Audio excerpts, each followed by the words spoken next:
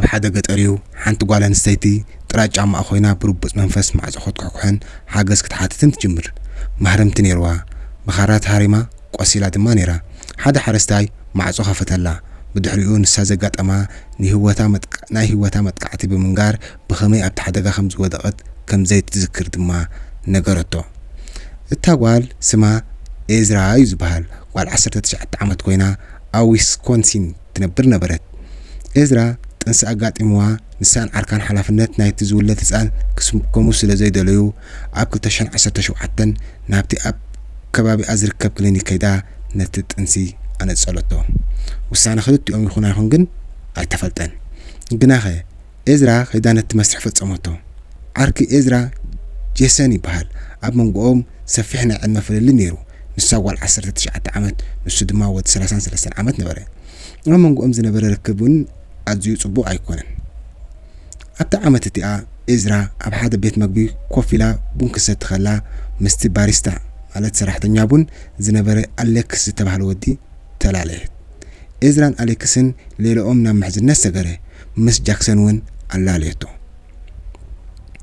ስለዚ ሰለስቲኦም ብሓባር ግዜ ሓለፉ ይጅምሩ።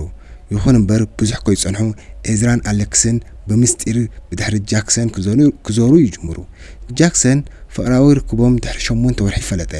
ሓደ መዓልቲ ቴሌፎን ኤዝራ ይጠዋውቕ ኣብ ዝነበረሉ ኣብ መንጎ ኣሌክስን ዝነበረ መልእኽትታት ረኸቦ።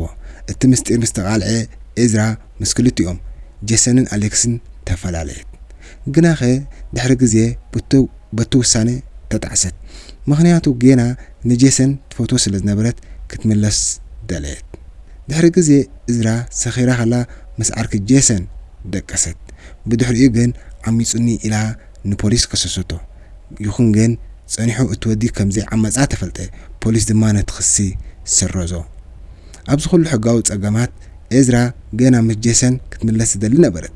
ጄሰን ግና ድሕርቲ ዝገበረቶ ኩሉ ምስ ኣሌክስን ዓርኩን ምድቃሳ ርክብ ክቕጽል ኣይደለየን። ኤዝራ ነቲ ናይ ጄሰን ምንጻግ ክትቅበሎ ኣይደለየትን። ንኽምለሳ ዘይገበረቶ ነገር ኣይነበረን።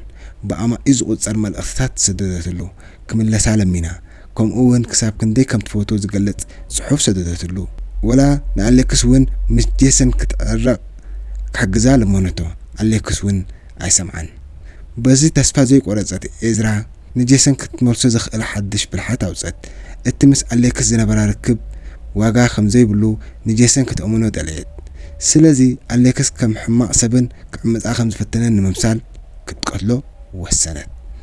ብ2018 ዓመተ ምህረት ጄሰን ኣብ ስራሕ ከሎ ኤዝራ ሃንደበት መጽያ ገለ ናይ ኣሌክስ ኣቑሑት ክትመልሰሉ ናብ ቤቱ ትኸይድ ከም ዝነበረት ነገረቶ።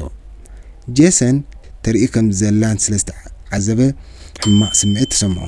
ስለዚ ክትከይድ ከላ ብብሽክለታ ገይሩ ብምስጢር ሰዓባ። ኤዝራ ናብ ቤት ኣሌክስ ኣተወት። ጄሰን እውን እንታይ ይፍጸም ከም ዘሎ ንምርኣይ ናብ ውሽጢ ኣተወ። ኣሌክስን ኤዝራን ተረጋጊኦም ክዛረቡ ረኣዮም። ጸገም የለን ኢሉ ብምሕሳብ ናብ ስርሑ ድማ ተመልሰ። ድሕሪኡ ግን ኤዝራ ንኣሌክስ ናብ ሓደ ርሑቕ ገጠርን ጽምው ዝበለ ቦታን ብመኪና ወሲደቶ።